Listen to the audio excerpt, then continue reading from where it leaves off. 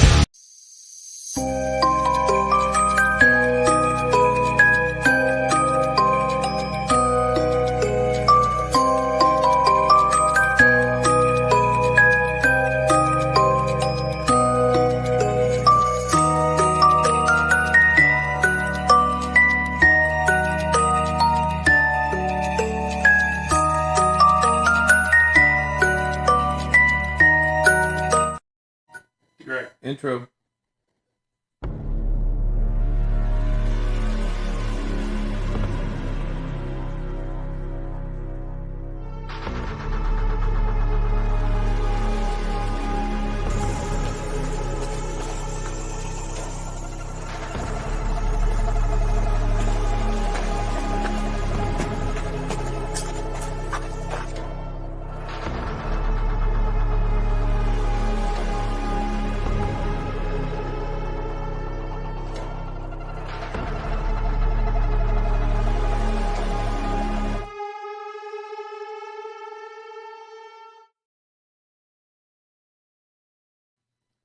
Hey, you got Phil Billy here and Vinny Voodoo with Supernatural Sundays. What's up? Hey, got another fun-filled week. We're gonna have some special guests on tonight. We've got Tanya Holt and Melena Henson from over by Manchester, Kentucky, and they've been doing some paranormal investigation for years over that area.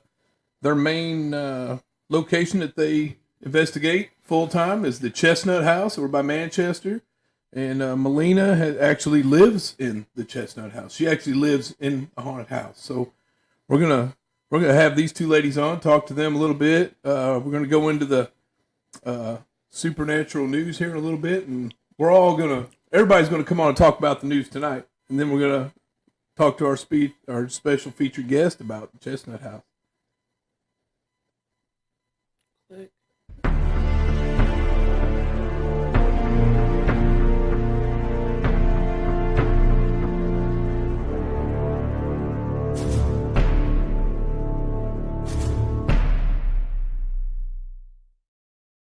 Okay, bring them on.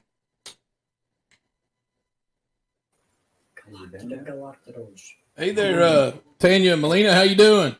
Hey, Hi, Billy. Hi, Beanie. Hey. And you guys are at the Chestnut House? Yes, We are. So this is our first podcast ever from a live haunted location. Really? This is Well, you epic. couldn't have picked a better one. Not Could really. not have picked a better one. I'm telling you. I think I just seen a ghost walk by right behind you. He's got a ponytail. Yeah, no, that's one of the workers here We tonight. got him up in the house. Yeah, one of our volunteers. He's helping with our festival. How you ladies doing tonight? Doing good. Well, hey, we're gonna start looking at some paranormal stuff, some videos from all around this week's news, and then we'll me and Vinny always talk about them, but we welcome to see what you all think about them too. Awesome.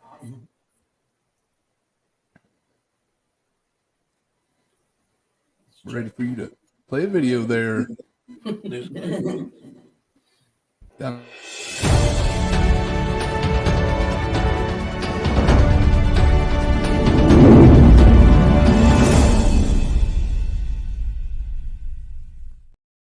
See that one with the lady? Hit that first. Creepy encounters. We're going to talk about some creepy encounters. Yes. Go ahead and Okay, hit so it. I have no idea what exactly it was that we saw that night. My friends and I go camping a lot, and our favorite place is the Red River Gorge here in eastern Kentucky. It's the closest place to where I live where you can see the Milky Way pretty much every single night. Our first experiences night hiking, we would go to trails that we knew well and were frequently used during the day. Ones with lots of fences and gazebo resting places like the Natural Bridge, which is like a 2 to 4 mile hike uphill just depending on your starting point. Hiking on this trail at night is not allowed, but it's the woods and I've never been one to care much about closing times for the literal outside. This night was weird to begin with. Almost as soon as we got going on the hike, the clouds started taking over and we started to get the impression that we were going stargazing at pretty much nothing. But we went anyways, just in case it cleared out by the time we got up to the top, because you just never know with Kentucky weather. In the beginning, it was just the normal paranoia that was keeping us so stressed and quiet. You know you've reached the bottom of the bridge when you see a giant wall of limestone. It's after hours at this point, so no skylift rides have gone on for hours. And the rangers had already done their sweep and left right before we got out of the car and headed up. I guess I have to make these points because this is what I was thinking to myself when, like, out of nowhere, a girl appeared with a headlamp. And she begins to walk down the trail that we're looking out at. She was in a sundress and flip-flops. And while this is a fairly easy hike, it wouldn't be easy with no water or no real shoes, especially after dark. Her light was bright, and when she reached to where the trail turned down to where we were sitting, She just stopped. She just stood there straight on. She was just sitting there staring at all of us, and I had to bring like my arm up to shield my eyes from the light because it was so bright. And it was shining like directly in my eyes. She didn't turn away from our lights at all or even seem to be bothered that she had 6 LED lamps shining right in her eyes. I said hello, and she kind of replied, but with like a pause between every single word, something like, hello, how are you? I said, I'm good, how are you? And she took even longer pauses, and she was like, oh, I'm fine. She then just stood there with her hands to her side and just staring at us. Her light made it impossible to see her face, and I had my hand up the entire time because her light was just so bright. Until finally she just turned and slowly walked down the trail part that we had just came up from. She got to a part where the trail like turned and we could see her light like just stopped there for a minute until she turned and the light faded out of sight.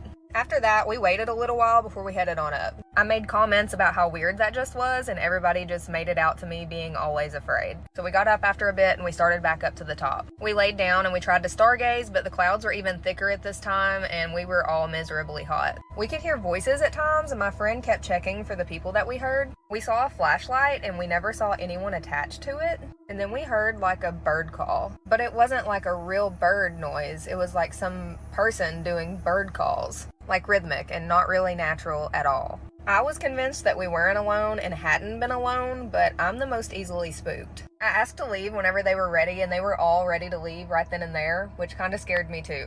You know, just knowing that they're all just as afraid as I am at this point. We began going back downhill the same way that we came up, but it felt like it was taking so long. We were moving steady and quick, and it was all downhill, but it felt like we were making no grounds at all. It's hard to explain, but at one point I even said this feels much longer than the way up, and they all agreed. Okay, so now we're walking in like a semi-flattish area, at least compared to the downhill that we had been doing. The handrail or the wooden fence or whatever it is all on the left side of us. We're all walking in a row when all of a sudden my friend says, "What's that?" But the question was more of like an alert, so I moved my headlamp in that direction and I don't see anything at first. At the same time, all 6 of our lights start to shine and like reflect off of a light gray creature. It's bent in a crouching position, sitting on its right leg, and it starts to turn towards us. It starts to stand up, but my mind is like racing at this point. It almost looks human, but it's too big. It's tall and thin, and it was so light gray that it was almost white, and its skin almost resembled dolphin skin.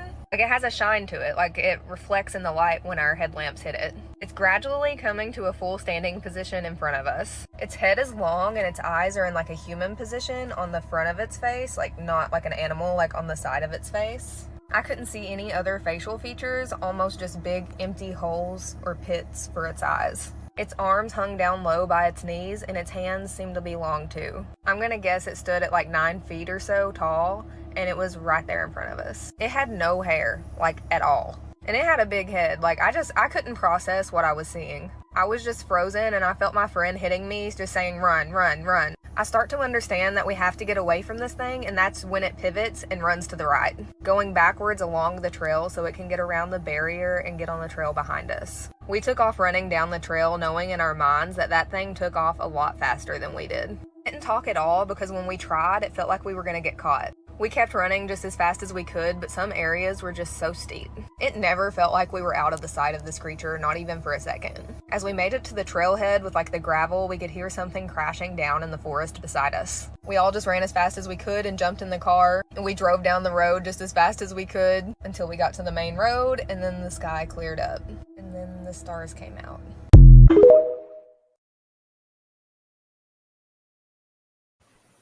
That one was a little bit long, but Red River Gorge is well known to be a hot spot for paranormal activity. It was also Native American. But what do you guys think about that girl out there by herself with a headlight and then that whatever the hell that thing was? Yeah, I've never heard of a creature like that. I hadn't either. I know a guy got rocks thrown at him out there, but I've never. Y'all got stuff out there, but To me, a girl being out there in just a dress and barefoot, it don't make no sense, especially with a headlamp. First thing I was thinking of was, maybe that's her third eye shining through, and then she said it was actually a headlamp and it was really bright. Yeah. I wouldn't understand, they ran into a spirit. you know, I don't understand that part. But I I went in a cave in Indiana one time with these Boy Scouts. They hadn't grabbed a picture of this creature before they ran. Yeah, I wish they would have. I went in this cave one time. I had to. If it had caught me, I'd have had to grab a picture. I went in this cave one time, and there was this chick running through there with no shoes on, completely barefooted in this cave. And we had on protective gear and helmets and all kind of stuff. She's running through there like 90 miles an hour. I'd never seen nothing like it. Well, they didn't have shoes back then. Well, we're going to play another video here. Tell them to burn. I was choked. Oh my God. Are you, is that why you're making David cough? Is anybody else here? Yeah, we're here to talk to you. How many spirits are here talking with us right now? How many spirits are here? That's so weird. Did the angels come down? Not important. Did the angels come down? I'm saying it's so weird because there's a woman's voice that keeps asking questions like a paranormal investigator.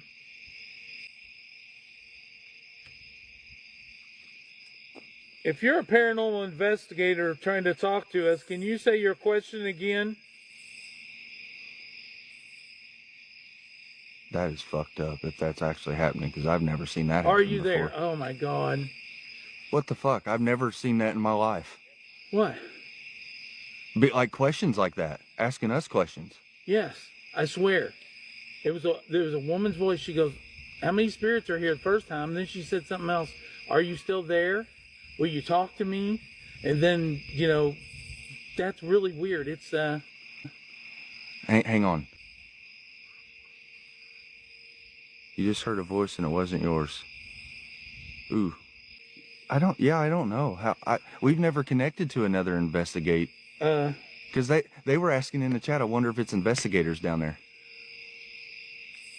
Oh. But how are they communicating to you through the radio? You know what? This happened to, what is his name? Can someone tap into? I don't know. We've done Esses many, many times, and I've never heard David or myself, I don't remember, questions like that being asked. Are they still getting asked? No, that's why I asked them if they were talking to me, and it said, "Is that you?" And I took it off, but this happened to another investigator, and when he was doing it, the guy was saying, "Who are you?" It said, "I'm a paranormal investigator in 2040 or something. I'm trying to contact you from the other side." What the fuck? So he was talking back to the person, and then they started talking, and the person that was from 2040 said what his father's name was. Said, "Maybe you know my father." And then he looked the guy up on TikTok and found the guy, and his son was a certain name, and that's the guy that was the paranormal investigator he was talking to. And that guy said, "I'm freaked out. I can't talk to you anymore. This is too crazy," and stopped. And I'm trying to remember what his name is. Kalani. Oh, Kalani did it? Yeah, Kalani had that happen to him. We're seeing your face change. Really? I'm seeing it on the phone too. Your face is like morphing sometimes. It's kind of fucked up. I told you I had a face for radio. Oh my gosh, I can't. That was so weird. That I've never. Maybe we were contacting someone from the future. I don't even know what to think right now. I'm super confused. Somebody else is thinking we're dead people talking to them. Maybe. Or it's just something residual here in this cemetery. I don't know, but that was weird. It was the same girl's voice, and she was just asking questions just like we do. Exactly. That is. How many times have you guys seen us do Estes on TikTok? Then all the times we've done it not before Hundreds of TikTok. times. I've never had that happen. That was so weird. They're asking if you can put them back on and you ask questions and see if they'll respond. I can try. You can leave your mask off. Well, I don't know if that'll change. It might change this. It might. That freaked me out a little. Well, That was so strange. I'm not disagreeing with And you. she answered me.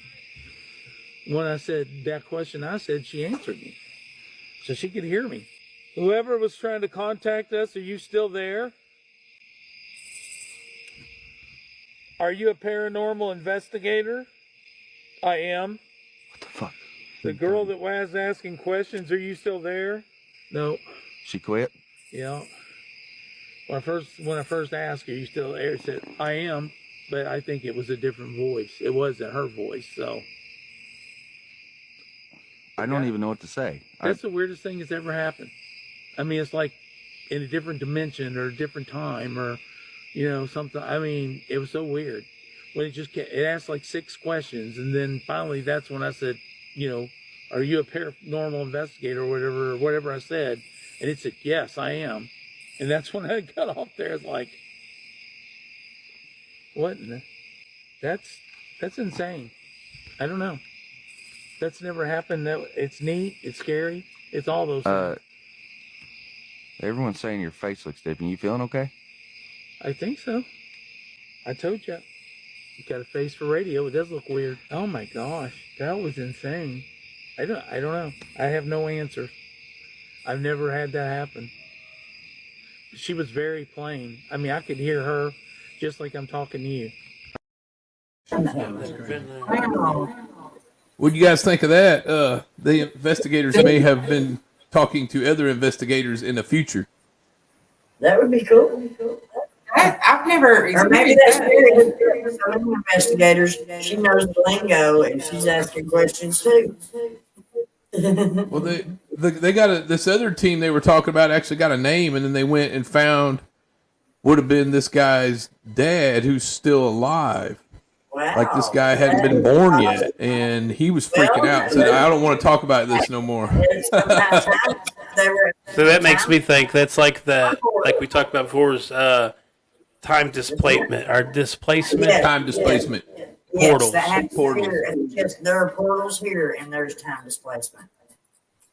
Yeah, I noticed Did I that send you the pictures of the grid Yeah. and the attic? Those are portals.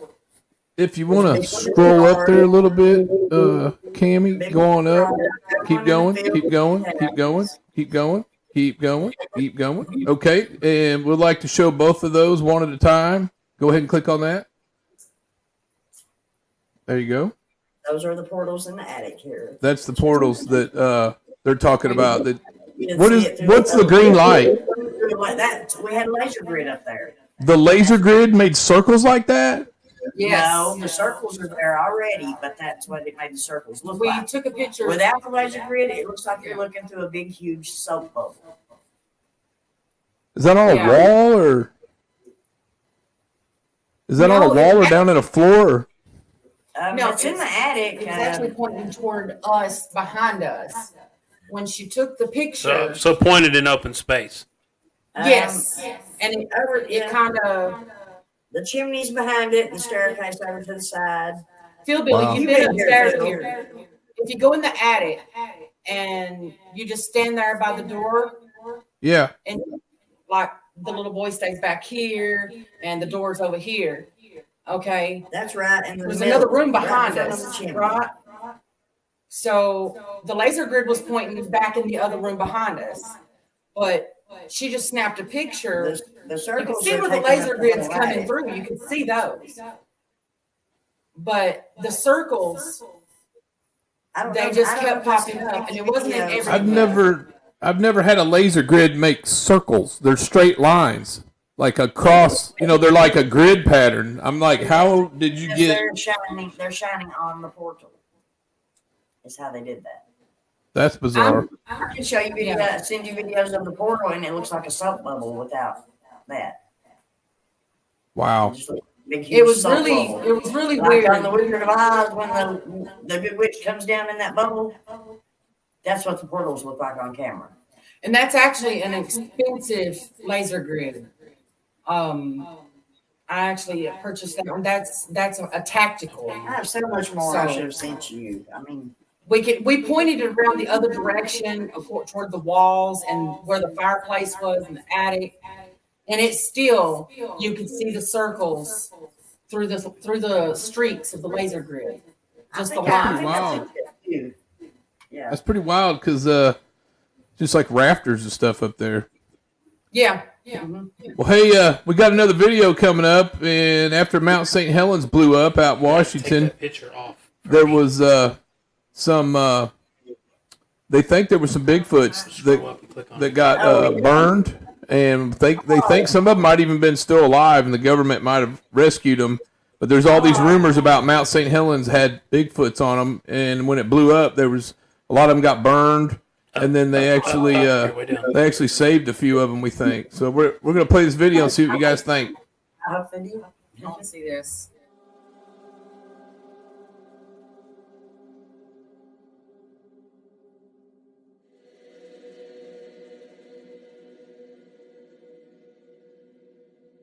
Now we've got an eruption down here. Now we got a big slide coming off.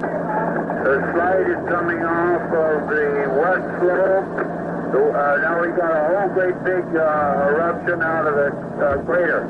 And we got another that opened up on the west side. The whole west side, northwest side is slides down. West section and north section blowing up, flying and coming up over the ridge towards me. I'm going to back out of here. And the camper and the car sitting over to the south of me is covered. They're going to get me too. Get out of here.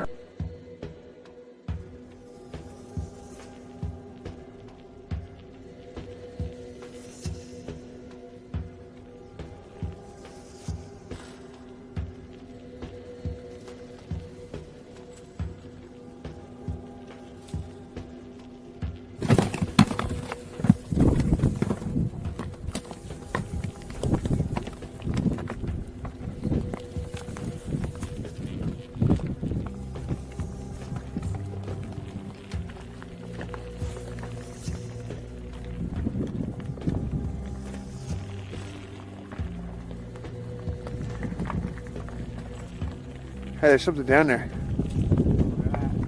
You see that in the clearing? Oh, yeah.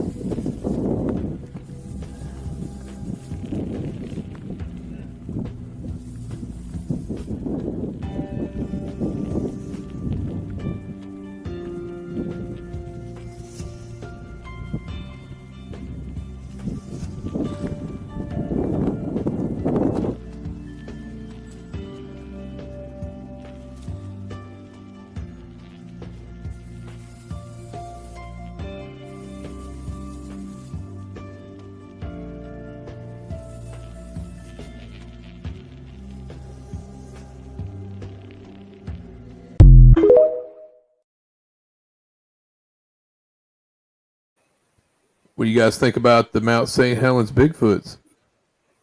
That was creepy. I mean, that was just a full blown body running. You'd have been able to see some kind of skin somewhere if it wasn't a Bigfoot. Seriously, that was just complete fur. The that Ape Canyon, I was telling Vinny, was one of the original Bigfoot sightings. It was in Washington State, and it was, I think there were some loggers. They're out there. It was like a cabin, and they were up there logging, and of a night they started hearing all these noises, and the apes were up above them and were throwing rocks down at them. And that's something the primates do. They throw rocks. So been a lot of Bigfoot reports where people get rocks thrown at them. But that Ape Canyon, the whole story of Ape Canyon was in that same general area. But the stories I've read were after Mount St. Helens, they found some dead Bigfoots, burnt ones, and they had some were still alive. They got burned a little bit, but they were still alive, and they took them and put them on Jeeps and took them out of there. The Bigfoot got on the Jeep and went with them. Pretty crazy, you know? It's like, there was a lot of stories come out after Mount St. Helens. So, what's that next one? We have a new cryptid for you guys. We don't know if you've heard of this one yet or not, but it's pretty exciting. Oh, yeah? I'd love to see it. Have you heard the chilling legend of the Veggie Man of West Virginia? Hold on tight, because this story is wild.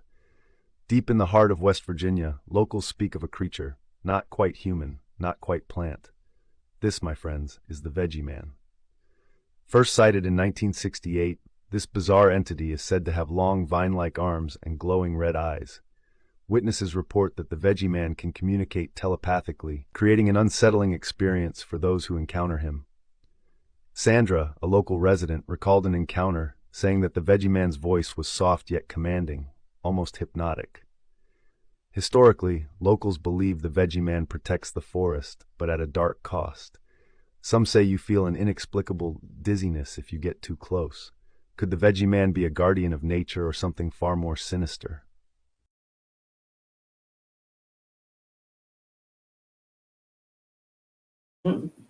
I've never in my life heard of the Veggie Man.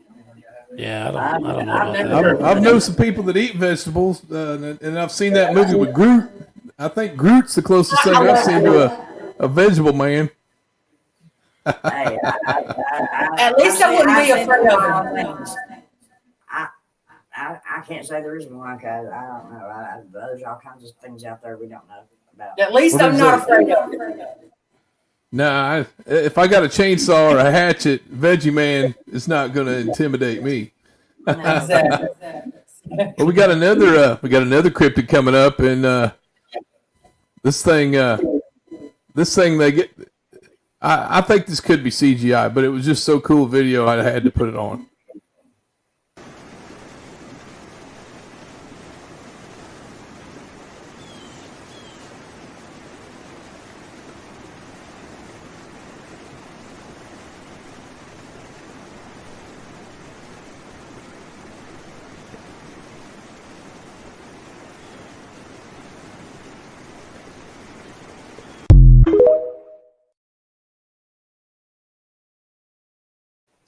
Freshwater octopus or CGI?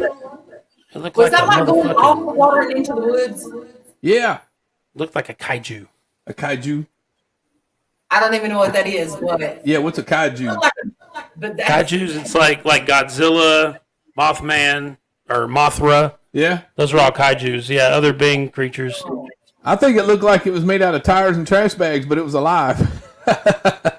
The garbage dump monster, come on. first thing I thought was an octopus got into an oil spill.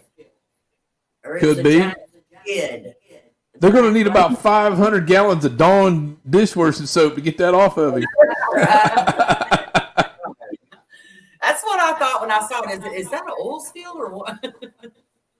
We got another one here, and we think those wacky Chinese are at it again. Oh no. Oh Lord.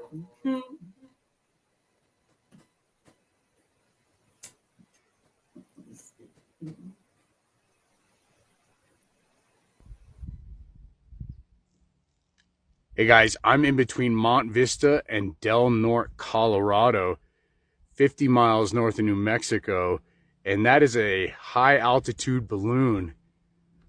I was just sitting outside looking at some atlases, planning my next move, and a funny glint in the sky caught my eye. I was hoping it was a UFO. But it's a spy balloon. Chinese, back at it, baby.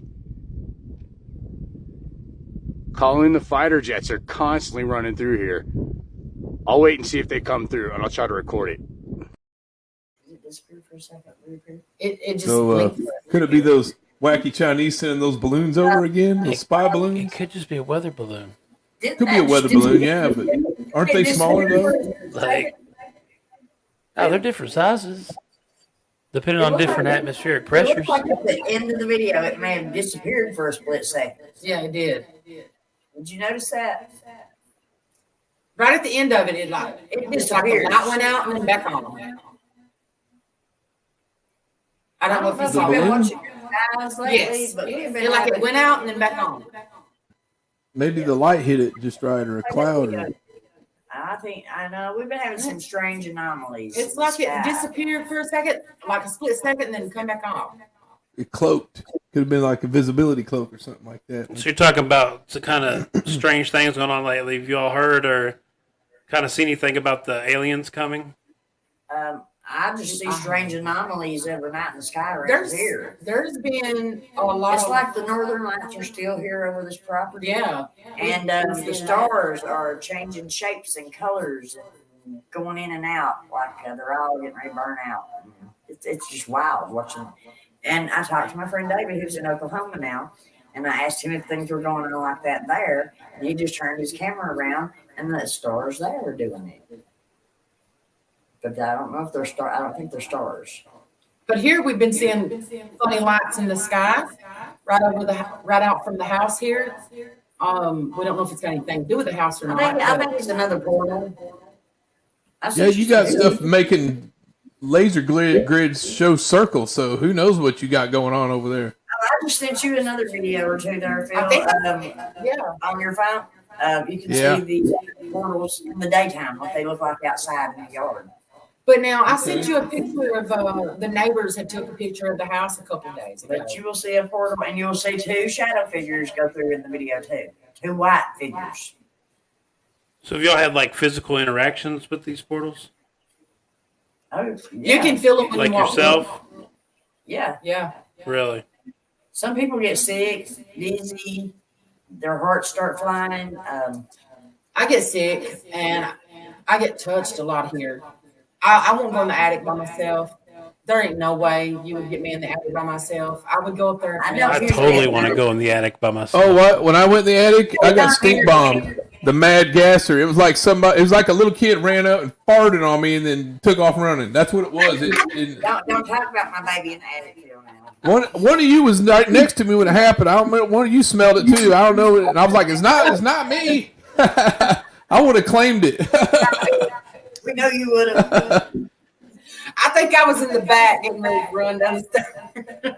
Oh my God! A few weeks ago, I thought there was a fire here somewhere. We finally figured out crazy. We were smelling gunpowder. Wow. Yeah, we actually in the upstairs hallway. You never heard anything, but you smelled gunpowder for hours. I'd never smelled nothing like that before in my life in this house here, and then all of a sudden, I checked everything in the house thinking there was a fire, and then I realized that smells like gunpowder. We were out in a cemetery a while back, and the other investigator was with us, Jennifer. She kept smelling like cigar smoke.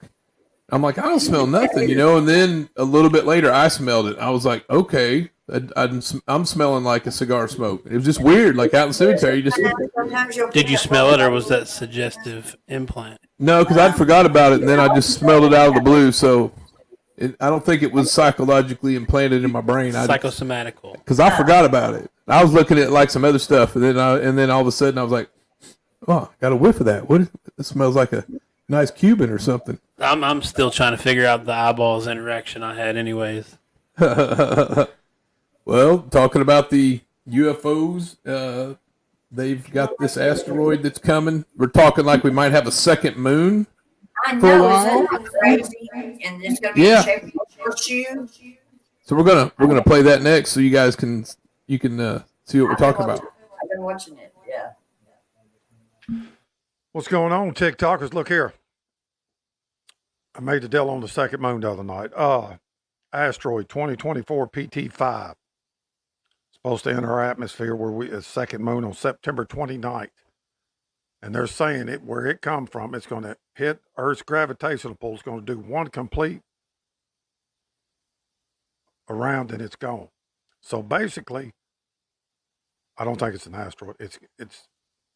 It's for 53 days. You take the 5, A, B, C, D, E. You take the 3, A, B, C. That's extraterrestrial contact. Back in the 50s, from the Area 51, they had an alien there that, if you'll look it up, talked about it. It took them 70-something years to get here. But they're going to scan the entire planet. And what they do from there, I have no idea, but that's what they're here for. They're going to scan the entire planet. The government knows. There's just nothing they can do about it. I mean, they're trying to tell all this coming into our orbit, the gravitation pull is going to make one, just so happens it's going to make one complete round, the entire planet. It's going to scan the entire planet. That's a coincidence? No, it's not. It's going to be here for 53 days. Is what it's going to take to scan the entire planet. It's going to scan every square inch of this planet. And what they do from here, I do not know. But I'm telling you, it's not an asteroid. It is first contact. We know it's been coming. I mean, the people's been spotting UFOs and shit flying around through all the weird shit in the skies. It's coming. Might as well brace yourself. It's coming. Hit the comments. Let me know what you think it is. Deuce.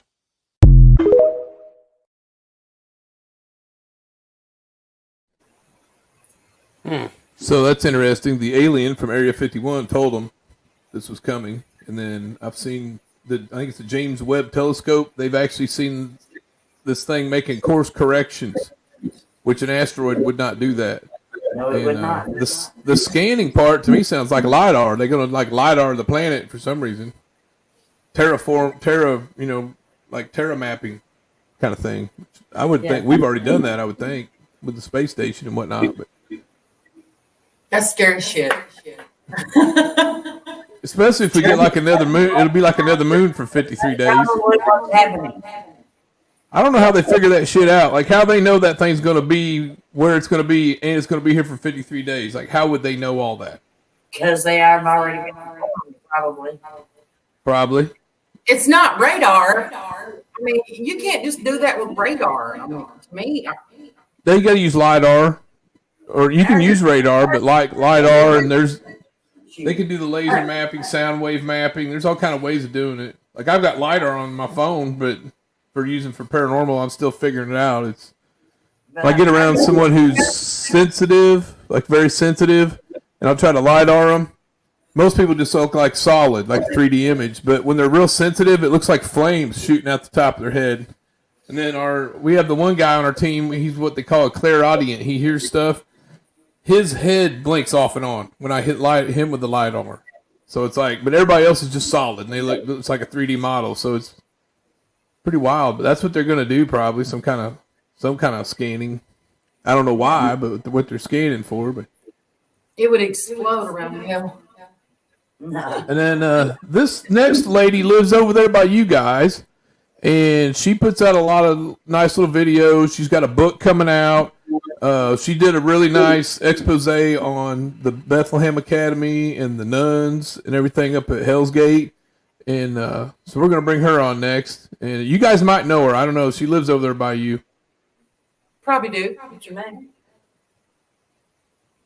5 bridges in Kentucky with terrifying legends attached to them. And be sure to check the link in my bio because if you love my spooky stories here on TikTok, you'll love my short horror story compilation, Ghost Mountain. Now back to the story. Child's Creek Bridge. The vengeful ghost of a woman haunts this bridge. She was walking across it on the night she died and was struck by a speeding car. Craving revenge, the ghost woman sometimes appears when a speeding car passes by late at night. Lover's Leap, Cumberland Falls. Late one evening in the 1950s, a newlywed couple traveled to Cumberland Falls for their honeymoon. After they checked into their room, they decided to go for a romantic stroll. They stopped at the Pillars where the bride posed on the ledge as the group began to snap pictures. Below was an 80-foot drop. Something went wrong and the bride tumbled off the edge and into the rushing waters below. She was swept away in the water, never to be found. Visitors of the park sometimes claim to see a woman in a wedding dress walking the edges of the river crying.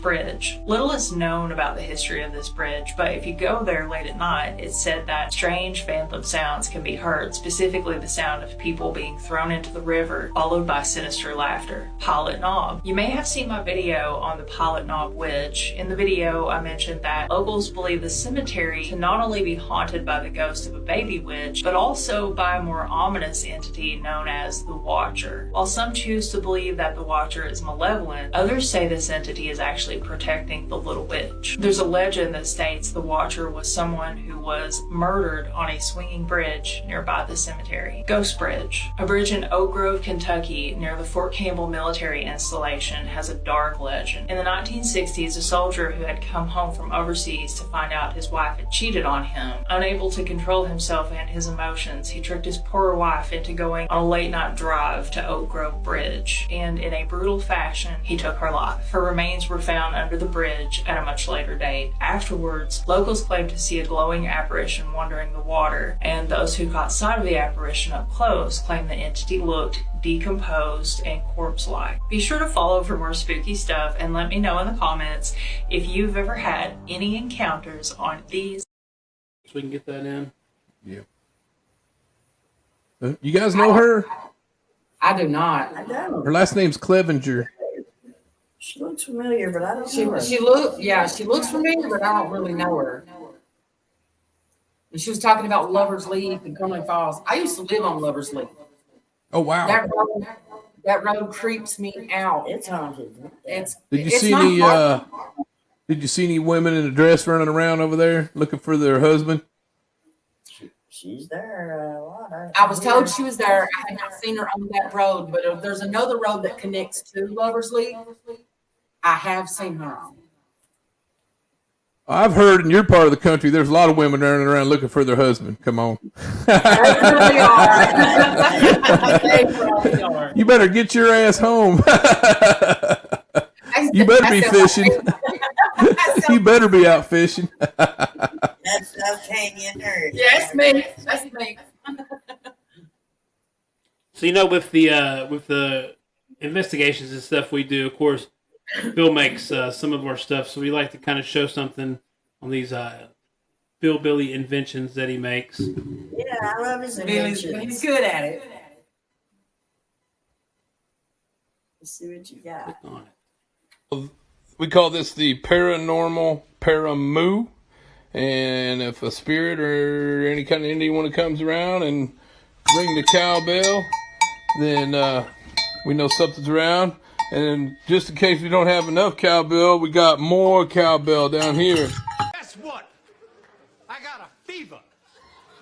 And the only prescription is more cowbell. I could have used a little more cowbell.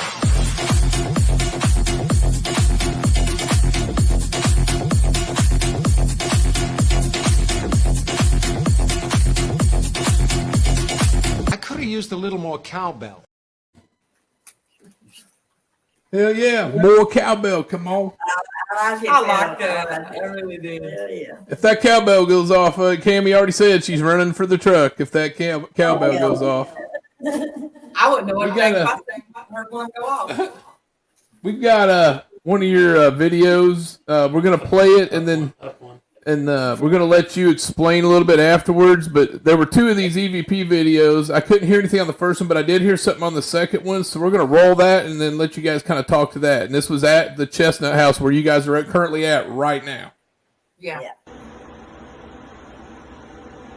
Back here.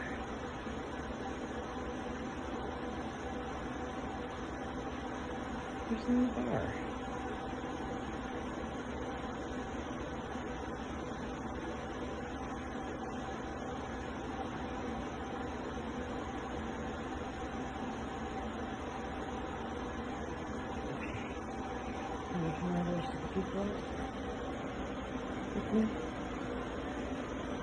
Especially with your help.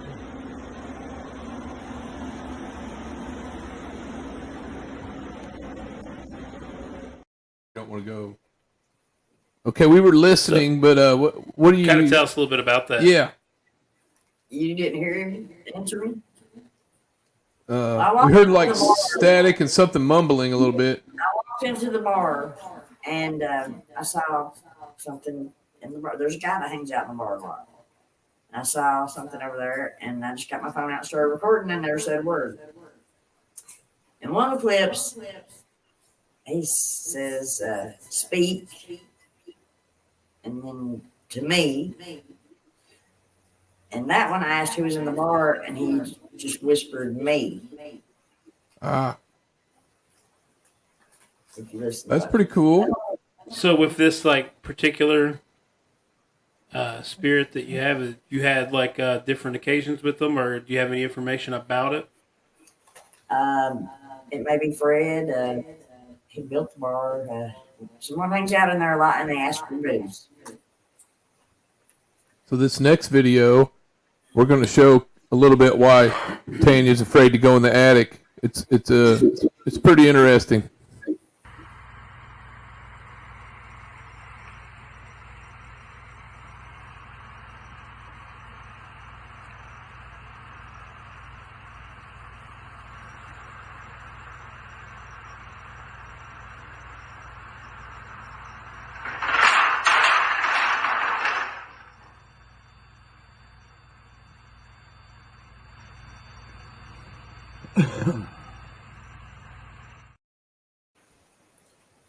That's pretty terrifying right there.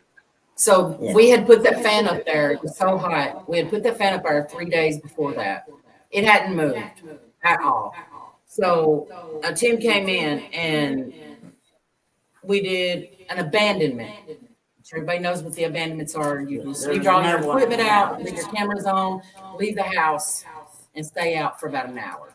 Our version of abandonment is when I leave I leave Vinny by himself. But that is what we wondered what the loud noise was. So when we came in and checked, we noticed that the fan was at the bottom of the stairs. And the guy asked me, he said, did anybody move the fan downstairs? And we said, no, nobody's been in there. You're doing an abandonment. So I went back and I rewound the cameras. I heard it on the outside camera. I time stamped it. He went back and checked it. And the video shown the camera. You could barely see the cord of that fan like moving before it moved. But you'd have to. So it looked to me like it got picked up and tossed. The other thing for folks back home that may not know, that look like a bunch of little candles. That's actually a paranormal, what they call a tripwire, and it's like a string of like REM pods. They're kind of like electromagnetic detection devices, but they tripwire, but it did damage the REM pod. Yeah, it makes REM pod all up. So those will go off in a sequence, or depending on how close the entity is or whatever it is, they'll change colors. But they didn't change colors because whatever it was that threw the fan was probably still in the attic. Just the fan came down. So a fan won't set off your equipment unless it knocked it over like the one device. But that's why nothing changed colors. Those will be purple and they'll turn like different colors if something's setting them off. But go ahead and let's watch the clip again. Roll her again, Cammy. You were on it. All you had to do is click. There you go.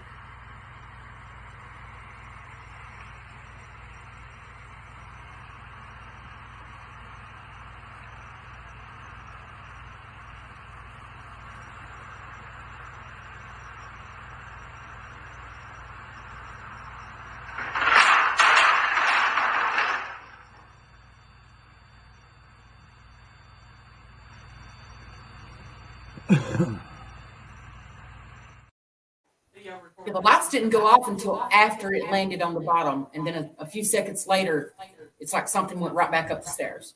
So was the movement on the camera just somebody trying to film it off another camera or screen? Is that why it was moving around a little bit? I was trying to film it off my camera, off my husband's phone. Okay, that's what we thought. So that was Yeah. me. So that's the attic where you get stink bombed up there. And I did have an XLS image, look like a black ball flying around in there too. But unfortunately, that was the first time I ever used that camera, and my evidence didn't save.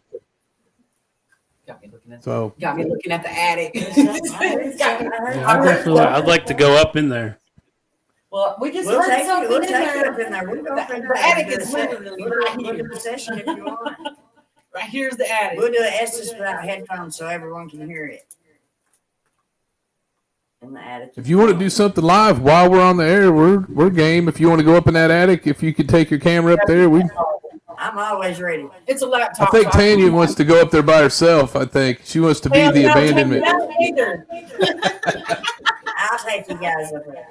Hey, before we do anything, let's talk about you two a little bit. Give us a little brief background on you guys. Let us know a little bit about yourself and the Chestnut House and some of the projects you got coming up. You're trying to restore the home, save the home. A lot of this, the little festival you got coming up. Everything you're doing is to try to help restore this historical home. It is on the historical register. We'll start with telling you about ourselves. I'm Melena. Everybody calls me Mel. Even the spirits call me Mel. Yeah. I started doing this probably about 13 years ago. I've been hearing and seeing things my whole life, but 13 years ago I ran face to face with a ghost, and I got a little obsessed. I went out and spent about $1,200 on equipment so I could talk to it. Where were you at when you ran into this? A cemetery ghost? near here. A cemetery about 15 minutes from here. Did you make any features out? Was it just like a shadow or a mist or? It was a shadow person standing in the road. And when our headlights hit it, it's running toward the cemetery like we scared it. But I got a picture of it a few months ago.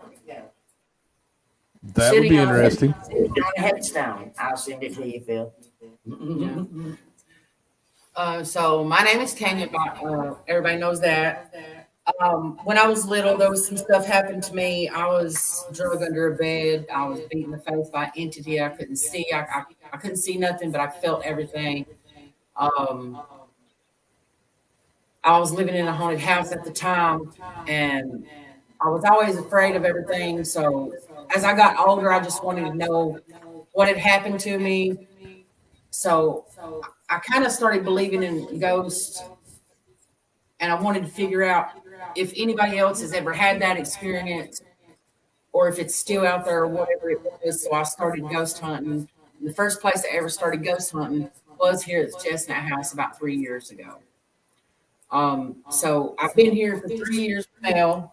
She came to one of my investigations. I came to one of her investigations, and we got to be best friends. We've been doing that ever since. And ever since I've been here, and I've been other places, but this place feels like home to me. In a way, I don't live here like you do. She worries me sometimes being here. She really does. She worries me being here because I love it. I should have moved in when we first passed. She does worry me sometimes, though. And right now we're putting together a festival. We've got all kinds of flyers and stuff out. Halloween Boot Fest. We're having a 2-day festival. October 18th and 19th. It starts at 11 a.m. We'll have all kinds of vendors. We're having a haunted house and a real haunted house. It's only $15. If you could too, send us a picture of that and stuff so we can post it and kind of promote you guys out there too. I will do that right now. Phil, I just sent you of the cemetery support. We've been decorating all day and the shadows. You guys have a paranormal group too, right? Well, it's just me and Tanya. Well, we've let everybody go on our paranormal group because they didn't click with us. As I can't explain why. I'm here, and for some reason, I don't know. Some of them just see dollar signs. I don't know if this house turns them against each other like vultures or what, but they just want to make money off of it. It's not about the money to us. It's I just want to save it. It's about for the saving spirits. So you might have to change the name of your group to Two Girls Paranormal. I'm telling you, I'm gonna have to do something. It's not for everybody. Some people get out there and get freaked out and they can't do it, or they think it's going to be like on TV, and it's not. It's a lot of times you're just sitting there and nothing happens. You know, there's a lot of, but then there's other people that have things going on in their home and it's scaring them and it's freaking them out. And that's where we come in, try to help debunk things, or if it's something more serious, then sometimes we have to bring in the clergy. Yeah, well, I've been talking to a priest, and I've told him we've got a team. If he ever needs any help, just let us know. We'd never charge. Can't charge somebody that needs help. What is the name of your group? Nightfall Paranormal. Nightfall Paranormal, yeah. And people can find you on Facebook or internet or what? We'll post links to all your groups and how to get a hold of you. Like if they want to, Chestnut House also does offers investigations, public and also private investigations. Like if your paranormal group wants to come in and for the night, how does that work? They can contact me through Nightfall Paranormal or through the Chestnut House page, and they can contact us. I got my phone number on it. It'll go directly to me, and I'll set them up a book and give them the prices and all that. But Men Mail also goes other places as well. We don't just do it here. Like in 2 days, we're going to the Rose Opera House. It'll be our first time. I can't wait. Can't wait Up for in that. Cynthiana? Yeah. We thought I've been to the Roz. The Roz is a really neat old theater. They actually have live theater performances and movies there, and it's still an actual working theater. So sometimes you got to wait till the last movie's over before you can go in and investigate. Yeah, but we ended up having an SLS figure. We thought it was like a child because it was like hiding behind the seats down in the bottom theater part, the main theater, and then if you get up on that third level, that's where we had 2 or 3 different images of like stick images we got on the SLS, and we also encountered where it felt like we were like getting lowered into a bucket of ice. Like your feet would start freezing, then it goes up your shins, and then up to your knees, and then I thank God it stopped before it went any further. Right? But me and another investigator both were up there. Wow. Yeah, we were up there at the same time, and I'm like, my feet are getting cold. He's like, me too. And then I'm like, it's going up my leg. He's like, me too. And it just felt like you were getting lowered into a bucket of ice. I can't explain it any other way. It was the weirdest thing. But that was on the 3rd floor. But really neat old building. It's on the Licking River. It's one of the few rivers we have in Kentucky that flow north. It's also on limestone. And that same river goes by Bobby Mackey's, which is another highly active location in Kentucky. And they're both on that same river with limestone supposed to hold energy and the water supposed to hold energy. And then we think something has to do with the north flowing river too, because that's kind of backwards from where most of them flow south or east or west. Bobby Mackey's is it's a bar up in Wilder. Yeah, and then it's like a honky tonk, and it started out as a slaughterhouse. Didn't they tear it down? Didn't they tear it down? Yeah, it's tore down now. Yeah, they tore it down. I wanted to go back before they tore it down, but I didn't get a chance. Well, they're saving the old part where they do a lot of the investigations. They left that part intact, so they're going to still do investigations there. That's good. Oh. The basement with the well. There's actually a sign when you walk in. It said this establishment is known to have ghosts, and we are not responsible for anyone. Because a lawyer tried to sue him. He got his ass kicked in the bathroom, the men's bathroom, by it said a ghost. That's something bad hangs out there. Wow. So yeah, they put a liability sign up like we're not responsible if you get your ass kicked by a ghost. Yeah, it could happen there. I know. Well, it can happen here. Whatever's here it's like amped up 10 times more than what it was. The more people that have been coming in, the more active the house gets. They just I haven't been there. I definitely like to come out. Welcome to come out. We'd love to get you in here. Didn't the house sit empty for a long time? It did for almost 50 years. Nobody was brave enough to sleep in here. She sleeps in this bedroom. She does get woke up all through the night. I don't see how she gets any sleep. She has to turn. She covers her mirrors. They run around. Yeah, I have to cover up the mirrors. She covers her mirrors. They run around stomping and slamming doors all night and talking out loud. And I have to turn my music up loud enough to drown them out until I go to sleep. It's been amped up big time. So these things are keeping you up at night, banging around, making noise, and yeah, but they don't touch me, but they don't ever hurt me. So See, that's so with your experience and stuff like that. So what kind of haunting kind of would you like place it with? Like most of ours are spontaneous, or most of ours are intelligent. They know everything they're doing. I mean, these are smart. Yeah, we don't have any. I don't know if we have any residuals. Because you think they're intelligent hauntings? Yes, very much so. Is there certain times of the day or night that it's more active? No, they love the full moon. They know more energy. I don't storm, but at any time you can have a good session here. It's all through the night, all through the day. From the time you get up, when the lights come on, the lights go out. It doesn't matter. Here lately, we was downstairs. Everybody was. I mean, there was nobody upstairs. We flat out heard a woman scream, bloody murder. Everybody heard it. A baby cried. I'd never heard a that baby in the cried. house. And a woman screamed. And they had recording equipment going that didn't pick it up, but everybody in the house heard the disembodied voices. It was so loud. I wanted to go looking for the upstairs to see if there was anybody in here. I mean, it was literally like but the equipment did not pick it up. I'd never heard that before in here. That almost sounds like clairaudient activity or like medium type stuff. If you're hearing it in your head, but nobody physically heard it or recorded it. Everybody in the house. Everybody in the very house heard it. But none of your recorders picked it up. No recorders picked it up. But everyone in the house heard it. Pretty wild. A baby cry and a woman. And it was like 35 seconds after the scream. There was a baby literally crying, and we all heard that as well.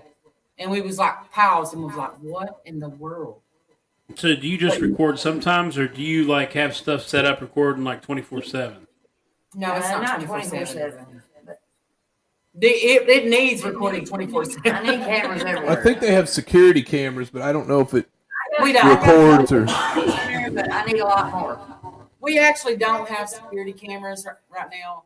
It's kind of hard for me and Mel because we're doing this ourselves. I just got a couple of little ones in the house, and that's it. Yeah, what we can afford is what we can bring in, and we only have our little equipment. We are trying to get cameras for the house, which would be really great for us. That way, she needs something to watch over her. And you all familiar? Is letting me have a fundraiser for the house. Are you all familiar with the Octagon Hall down in Franklin? Yes. So they've got maybe 7 or 8 cameras going all the time. Mm-hmm. Yeah. I don't know if they record, but what we did is we set up one of our cameras recording all night all of their little monitors. Yeah. And we captured 2 things that their cameras picked up, their security cameras picked up that we never would have got with our cameras because we didn't have enough cameras. But we got some really cool stuff. But if you have cameras everywhere in all common areas.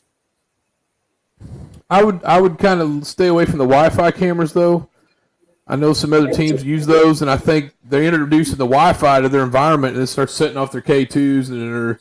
Yeah, that's the only thing it would affect would be K2s, but like in their situation where you're just going to run these in the house constantly. I would hardwire them. So yeah, but I would do it either way. I don't think you would have an issue because you're not trying to monitor if it's giving out signal or not. No. You're just mainly just trying to catch some audio or video at that point. Maybe. I just don't trust them Wi-Fi cameras. I'm old old school. With the times, Phil. It's 2024. I'm old school. Now, I have 2 cameras at my house that I have inside my house.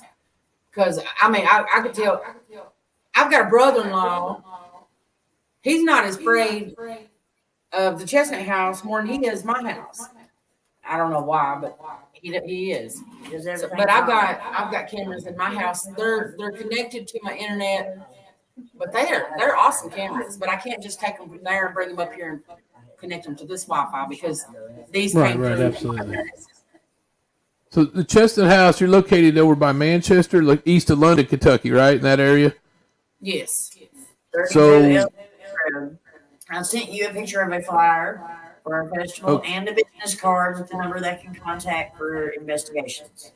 now the fundraiser, is that like you're doing something with the local Lowe's lumber yard so you can get lumber to go in there and fix up some of the structure of the house?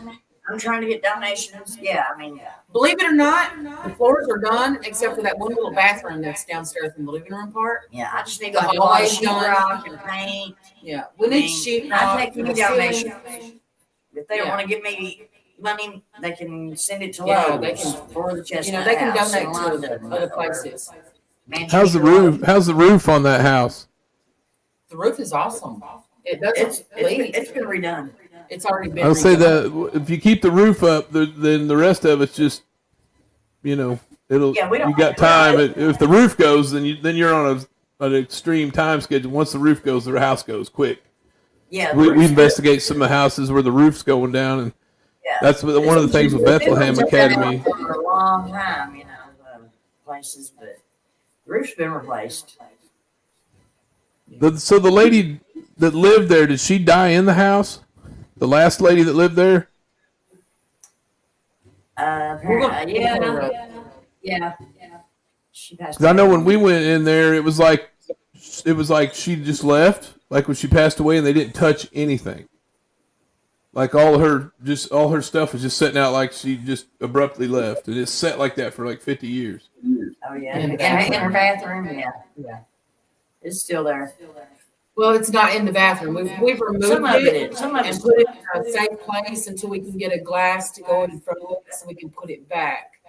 Because we don't want just, strangers that's coming in doing tours and stuff just to pick up something and take it. We don't want them to take whatever's attached to that to their house. Right. So we kind of put that away until we can get a glass to go into her bathroom closet to where people can visually see it, but not visually, actively touch it.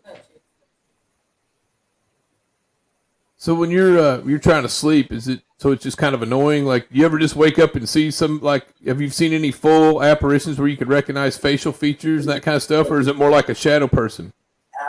A couple of years ago, I hadn't been coming here long now. I saw the lady in white outside. So just like in a white dress walking around. She was going by me pretty quick. It was pretty quick. Yeah. So when you're just trying to sleep, it's just kind of like annoying noises and whatnot. You're not actually like seeing some guy standing there by your bed. No, but you hear them walking and the floor shaking. I went to lay down one morning and we had an overnight. They left at 6 a.m. 6:30, I come up here to lay down and somebody smacked the hell out of my lampshade and it's just rocking right back and forth. I just reached over and stopped it. I said, "Look, I know you're right there, but I'm tired. Let's get some rest." And she talks to him just like she lives with them. So I do live with them. She just Some of them talks tell to me them. they love me. Some of them still say get out. I don't know. I don't know if kids are Some of them are hateful of me. Have Whenever I am, they're still hateful of me. you ever seen anything in here? Well, we've got a friend here. Her family lives here. The Meltons. We're her family. She's a Melton. She's got some stories about the place. But it's a wild place. We got these two little guys coming in to help us decorate for the Halloween thing. We've got everything downstairs looking scary-ish a little bit. We're Spooky. We're just getting started. We're just getting started. So I was talking to Melena earlier in the week, and this house originally started out as the guy was a coffin maker. And if he made your coffin, the front part of the room, he would let you have the viewing there for the family. So there's been a lot of funerals actually happened in this house because he was the coffin maker. And then this week, Melena's been making coffins for the Halloween festival we're going to have. So she's taking on the craft there, so to speak. Right. Carrying on the tradition. That's even scarier. So I'm going to make some coffins, make the chestnuts proud. The things that's been going on with her just got me scared. I swear to God. It's not changed. I come from a long line of carpenters. I can do a coffin. I've got better tools than they had to work with. The caskets are actually turning out pretty good. I like them. She's doing it more like vampires style, so Dracula style. So okay. The diamond shape. Yeah, the diamond shaped coffin. Yeah. She's mostly doing them looking like that. And I'm going to velvet. Yeah, they'll be sharp. Any way we can see one, or are you guys kind of like, are you guys stuck in that room with the camera there? No, it's a laptop. I can move it around, walk it with us. They're actually outside, right? The beginning of those caskets, we haven't got to put them together yet. You just got to put out the stuff. I'll have to send you some pictures soon of those. Yeah. But we can take you around. I got some pictures of them. We didn't know if you wanted to give us like a nickel, a 10-cent or nickel tour. Heck yeah. Now my room's a mess, but And definitely let's check this attic out. Yeah, the attic. Okay. You want to go to the attic first? Do that. We'll do that. Okay, I'm gonna pick you up here. Where you want to start? Turn that light on in the attic, I guess. Well, I know Vinny would like to see the attic at some point. We'll go there first if you want. Go ahead and turn the lights on. We are live at the Chestnut House, everybody. Starting in the best An room. exclusive right here on Supernatural Sundays with Tanya and Melena. Okay, I'll turn the light on until we get up here and get set up. Please do. When was the house built? They started it in the late 1830s. That's the attic, Vinny. That's where I went up and got stink bombed up there. They sold the house for a while to Dr. Morgan, who saw patients. We got chairs everywhere up there. Where'd all this come from? I don't know who the patients were or how many died here, but I've had some patients tell me they died here. Well, just start hugging up to me, I guess. Okay. Here, I will set this here. Watch your step, ladies. The first step's a Lulu. It is. Absolutely is. She got a Okay, cat I see bar the too fireplace there. That's a nice fireplace. You've been up here, haven't you? It's been cleaned out a lot. We've been trying to get it cleaned up, and Yeah, it looks a lot different from when I was there. there she jumped up. She didn't know what to do. We just have all kinds of chairs sitting up there. We've got a lot That of this makes it nice. back.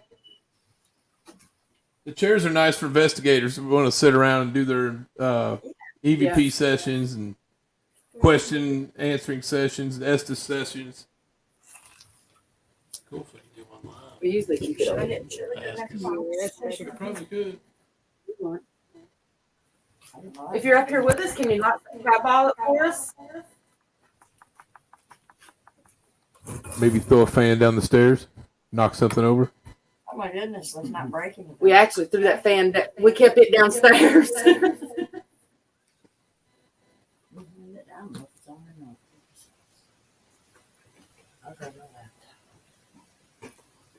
We got Tanya and Melena live in the attic at the We Chestnut did a House. double Estes method here one night. It was very interesting. Well, you guys can do you can do whatever you want. You're live. This is your chance to showcase the Chestnut House Two spirits for all of our viewers. fighting with each other. Huh? I know. So if you guys are up here with us, you can let us know. We have some cat balls over here to play with. I know you like touching those. Or you can We just got a question from one of our viewers. They want to know if you guys have ever experienced like sleep paralysis there, like you woke up and something's holding you down or anything like that. I personally have not slept here, but Mel has, and I think she has done that. But I have done it at my own home before. As far as Mel doing it, I want to ask her. Just a second. Have you ever had sleep paralysis here? No, I have at my house. You have at your house, but not. I have things at my house too. Not here, but I have at my house. I've also had it at You can do the SS method if you want. And it went on for a week. It went on for a week every Without night. the headphones and whatever. It's terrible. Let's see. They can't see us.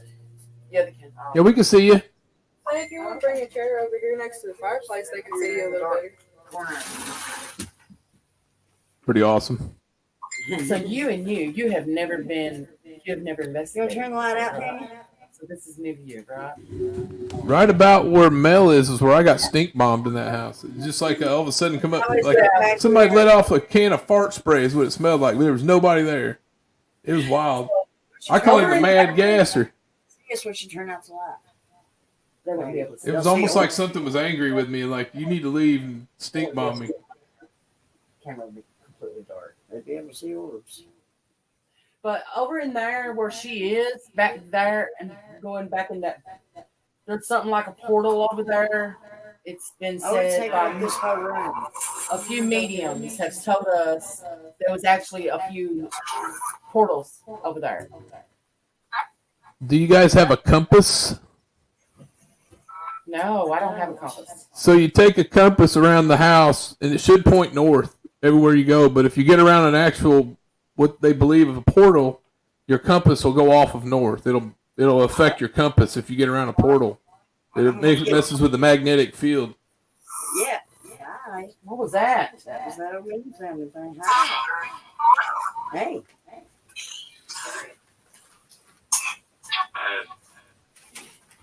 Ed. Are you up here, Ed? You lift your speaker up to this. Like I said, no. We just got another comment. One of our viewers wants to know what's the scariest thing you guys have ever encountered while doing an investigation. First thing that ever had scared me, I was right here in the attic. I was standing right here, and I was physically pushed, like shoved into the camera guy. The camera guy had to catch me.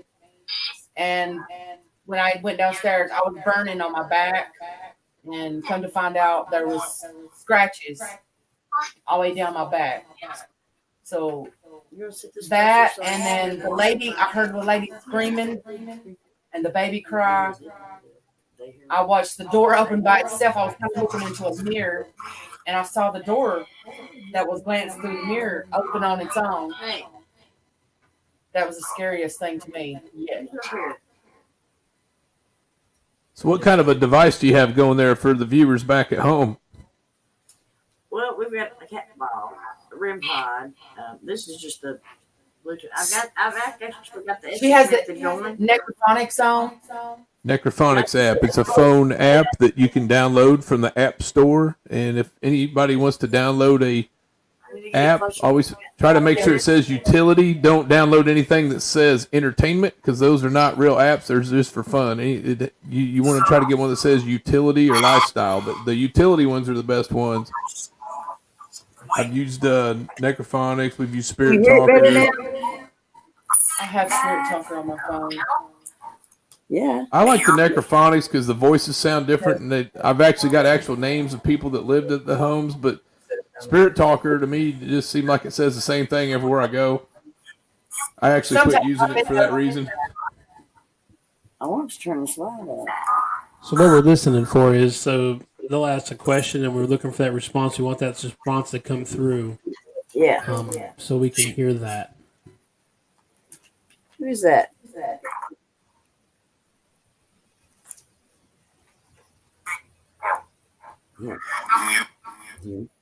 How many spirits are in the attic with us?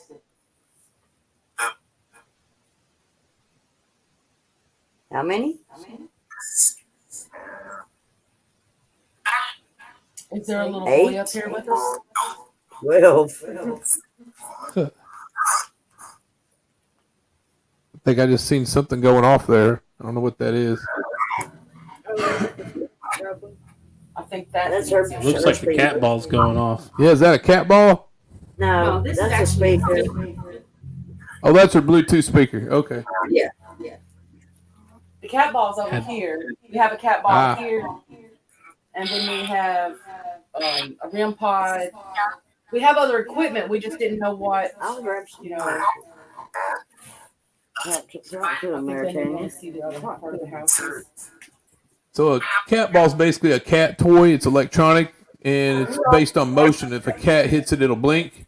But sometimes they go off without moving at all, and we believe that's paranormal activity that may be causing that, or something else we don't know, we don't understand. But we've actually had cat balls where we'll ask it to stop, and it does, and ask it to start up again, and it does. And sometimes we get interactions with the cat balls.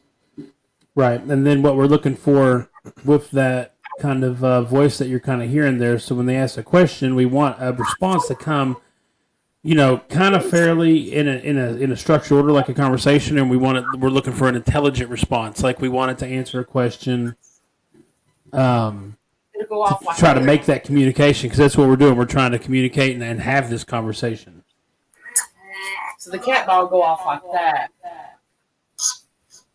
Yeah, it'll blink like that if something moves it, but if it doesn't move and it goes off, that's when we think it could be some other outside influence. We don't know what, but so how did the Chestnut House get its name? You guys know how it got the name Chestnut House? The family's name was Chestnut. Yeah, it was Robert Chestnut that built the house. Him and his family. I think it was his grandfather that started the house. Yeah, his grandfather had started it. And they was well known in the area. They owned lots and lots of acreage of farm. They got like 100 acres. Yeah. They started out in England, moved to Ireland, France. They moved all over the world before they came to Kentucky. Yeah, might be a little bit close to me. So this is a millimeter. There's K2. Or cat balls. So Mel has a millimeter? Of course I do. That's awesome. You know I do. Okay. You see the cat ball in the fireplace going off. Maybe you just moved it. I just set it Yeah, down. she just set it down. Okay. So a lot of investigations are kind of like what they're doing. They set out equipment, they do question and answer sessions, and a lot of times we don't get anything. Which for hours, for or hours. the whole trip. Yeah. The whole trip. We've gone to some, and a whole night we didn't get any kind of responses. This is about as real as it gets right here. Equipment in an actual haunted location, and sometimes stuff happens, sometimes it don't. See how they went up? Hey. Yeah, they'll go up. It's like, that's why you got to be sure there's nothing electronic. Who's up here? Can you go roll like one of those toys up for me, please? Please. Do it for me. Light up one of those cat balls. Come on, you can do it. Show them what you can do. So other than the scream and the baby crying, have you guys ever heard any other disembodied voices in the house? Oh, yeah. Oh, yeah. There's a man that whistles every night. Do you whistle like a jingle, like a song, or just a man and a woman talking? She wakes me up sometimes talking to me. Yeah. So does he whistle like? Every night he whistles. He's just letting you know he's there. He has quit stomping toward me with the boots shaking the whole floor, though. You'll be in the bathroom, and something will just start stomping right toward the bathroom in the hallway, like they're wearing boots, and nobody in there. Oh, it came through the dining room toward me one night, stomping. You couldn't see anything, but it was shaking the whole floor. And I kind of squalled, and it stopped in its tracks, and I never heard it move again. Does he whistle a tune, or is he just, No, he just do a whistles. cat call? Or Kind of like a cat call. He just let me know he's there. Just a whistle. so every interaction and stuff that you guys have there. So when you're just like you're set up and you're asking some questions and stuff. Do you keep everything like on the calm thing? Are you by the rules of no in antagonizing anything? Because I know different groups do different things. We've met a few. Some kind of want everything peaceful and stuff, and then some will kind of push some buttons to see if they can get a reaction. How do you all normally go about it? I do not like anybody pushing buttons here because I have to lay down and go sleep when they leave. Yeah, Mel don't Absolutely. like to push the Piss button. off my She ghost. sleeps with them, so she don't want them pissed off. that's fair. Right.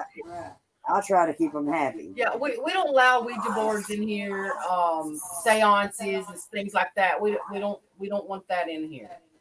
And I tell them. Oh yeah, I would definitely not ever add those into any kind of equation. It's not going to lead to any good at all. Yeah.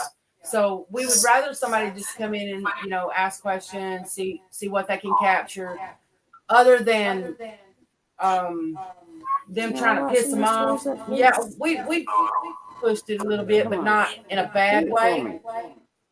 Well, when I say kind of antagonizer, I'm not saying like add in equations or anything. I mean like, if you're ever in there, you're like, well, this person got scratched, so scratch me right now. Let's see if that happens. Oh yeah, That's what I meant about kind of pushing it a little bit, not really bringing in extra. Yeah, because I'll never tell anybody to play with the Ouija board. It's not a good idea. You can open up things that you can't get closed back up.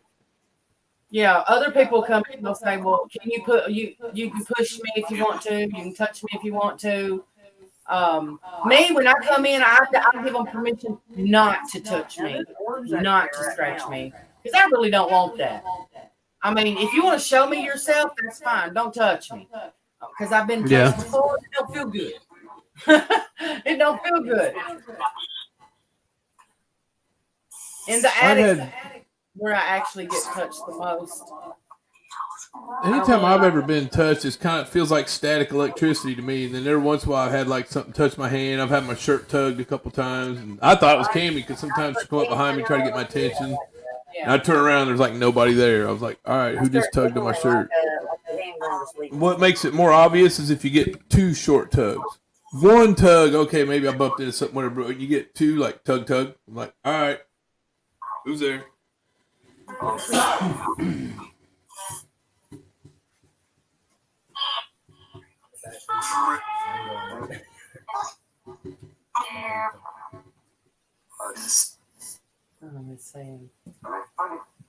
I've used necrophonics out here behind my house. There's a school, and I just get gibberish.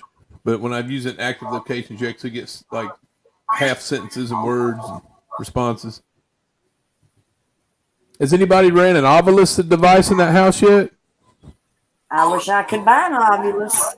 We actually do not have an Ovilus right now. We're running on really low funds trying to get this thing going, and this festival is it's literally picked our pockets. It's just me and Mel, and it's just been hard. Yeah, the owner has $0 to work with. I quit my job to be here and do this because I love doing it. Because I love being a paranormal investigator. I love doing it. I love trying to save things that deserve to be saving. So I actually left my job and quit it. So my funds has been getting pretty low to change in my pocket. I hear you keep asking for me, but as for Ovilus, we can't afford it right now. But we'll eventually get probably caught up and save up enough to get that. So if any teams are out there watching and they have an Ovilus and they want to go, you would be the first team to go in there with an Ovilus if anybody's got one. I've had pretty good luck with those. I don't have one either. It's because they're not cheap. No, the new ones are between $500 and $1,000, and the old ones are like, if you can find an original one, they're like $1,300 to $2,000. If you can find one. Yeah. I've seen one in action twice. And both times we got evidence that actually correlated with the people that had passed away at that home. Yeah, I think right now we have the EMF readers, we have the millimeters, cat balls, we have REM pods, we have flying saucers, we have laser grids, we have video cameras. I'm gonna have to go to the restroom. You got a lot. I mean, that's a lot. Some people just start out with a flashlight and a tape recorder. I mean, it's you don't need a whole lot to start investigating. I started out using the security lights on the church where I saw the ghost. The ghost would use the security lights to talk to me. But yeah, we have EMF, and we have the what was that? Did you not? I thought I heard something. Hey, did you not hear that? If you're over there, will you come over here and light up some of these toys for me, please? So back this way where I'm looking is where the little boy was supposed to be kept in the attics. So he was kept in the attic? Yes. When Dr. Morgan lived here, he had a wife and a maid. I think she was a slave, who he had 3 kids with. It says 2 were sent away. I think they sold 2 of her kids. Yeah, and the 3rd had to stay in the attic, which was much smaller then. I'm going to turn the camera around to where you can actually see back there. You can actually see where the original attic was. Oh, wow. So back in here is where he was kept as a child. This is part of the original house that was built on. So, like, he wasn't allowed to go to school or go outside much? Why was he kept in the attic? He was an illegitimate son of the Morgans.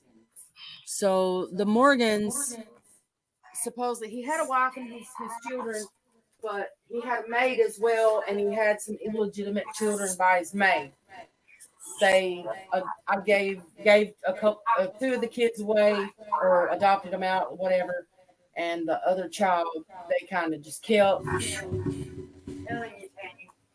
She was a slave, and they sold 2 of her babies. That was creepy. Was it not creepy? It's just starting to get creepy up here. So he was up in the attic. He wasn't allowed to go downstairs and have dinner with the other family, other kids. He wasn't allowed to play with them.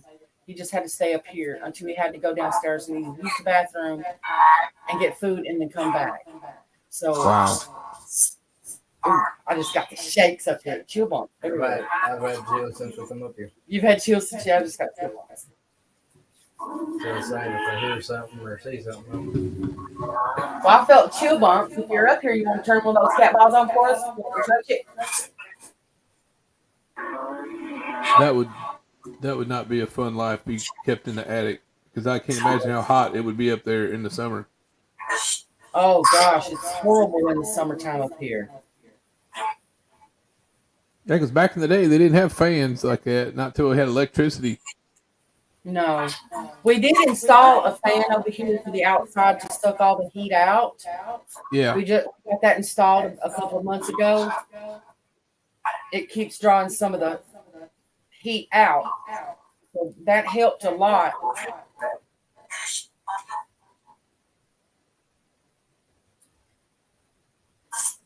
So what's the long-term plan with Chestnut House? Try to get it restored to its former glory, and then keep doing investigations there. And then, is there any other plans, long-term plans? Yes, we want to turn it into a haunted bed and breakfast. So we're working towards that. I know it's going to take a while.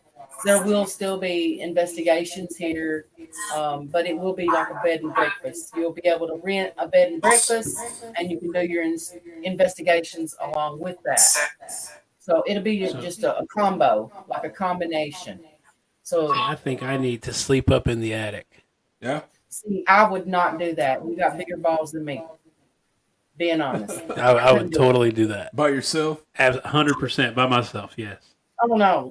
Would be awesome. I think Vinny's throwing down a challenge.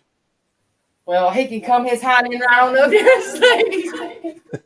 I'll listen for you downstairs and start running. Now, there was a team that came up here, and there was a guy in the attic by himself. He got something thrown at him. I don't know if you watched it. It's on YouTube under Paranormal Quest. The movie is 2 hours long. If anybody wants to see the guy who tried to stay up there for a while by himself, Paranormal Quest. Paranormal Quest was here. It was just him and the lady here all by themselves. They went outside. One person at a time came in alone. They came in the house alone, and they captured all kinds of stuff. They tried to debunk it. They couldn't. There was 2 more groups that came in. One group that came in, I had to come in and check on them because I heard them screaming out from the inside. It was 4 guys. I heard them scream bloody murder when I came in. I actually knocked before I came in, to alarm them that I was coming in. Even the knock scared them so loud they was screaming. I wouldn't understand what had happened until they actually told me what had happened. You'd have to watch that. You can go to Spooky Time on YouTube and find that video as well. They did an awesome job with that one. So you said, did you say, I'm sorry, the first one was Paranormal Quest and then Spooky Time? Quest, Spooky Time, and Rush Paranormal. Rush Paranormal came in. They were sitting at the dining room table and they started their prayer before they started to do anything. They already had their equipment out. And as they was praying, the REM pod in the casket room started going off. So they got a lot here as well. So Paranormal Rush, Spooky Time, and Paranormal Quest. They got 3 awesome videos on that. I did get a stick figure in the coffin room as well. I mean, I definitely want to get out there. Well, they offer the public hunts where you can go with like 20, 30 people in general public, or you can rent it overnight and stay there all night and the whole team can go. Definitely all night. Definitely. Yeah, if you want to bring your whole team, just call me. We'll schedule something for you. I'm thinking when in the wintertime, let it cools off a little bit, maybe November or December or something. Something. Early November might be cool. Yeah, because it'd be cooler. If Vinny stays up in that attic, he won't be sweating so bad when something throws a rock at him. Actually, it feels pretty nice up here. It does feel pretty nice up here right now. Yeah, I bet it's nice and cool. It's nice and cool 70 outside right now, 68. Well, it's flat rain here all day. I think they just want to be shy right now because any other time, this stuff would be going off. They probably know we're watching. Guarantee it. When you said it rained, it said, yeah, it has. It's like when your car's messed up and it's acting up, and when you take it to the mechanic, there's nothing wrong with it. And then on the way home, it starts acting up again. Yeah.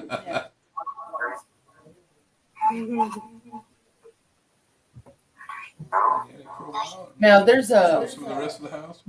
Another about 15 minutes. Go take them and show them some other rooms. We got about 15 minutes left. If you guys want to stay up there, or you want to show us some rest of the house, or tell us a little more about what's going on over there at the Chestnut House. Yeah, we'll try to take you to the casket room and show you in a few minutes. We'll get some. activity down there. You grab some of those cat balls. This is an exclusive, everybody. Supernatural Sundays. We're live at the Chestnut House. Don't know and Tanya. I don't know if we can get good service in the casket room, but we would love to show you the casket room. Absolutely. Yeah, we're excited about that. And then if you start losing signal, then you just go back to wherever you can get a signal. Looks like you got some blue lights going on there. We do. We're trying to decorate for Halloween. Ah. Has anybody went through there with a UV light and looked for any kind of strange evidence, markings? Or... You want to turn the casket room light on first? We've had pretty good luck on some investigations with the UV light. We found some stuff, really bizarre things in some houses. You won't be able to see it. The homeowner had no idea what was even going on in their house. We found like weird handprints and with claws and all kind of crazy stuff. Symbols on the wall that you couldn't see without the UV light. Turn it on right fast. So we are decorating a little bit for Halloween, as you can see. We got the little lights going on. I'm just showing you a little bit. Yeah. We got little cobwebs up everywhere. We got everything pretty much up for Halloween, as you can see. So is the Halloween going to be like the whole entire house or just like the bottom floor? Or? No, it's going to be both floors, the whole thing. And that's my little spider I got on the walkway. Nice. Is it going to be like a guided tour where like somebody leads them through there and then back out? Yeah. Or you? Yes. So can you turn the light on for a minute? Let them see the casket room.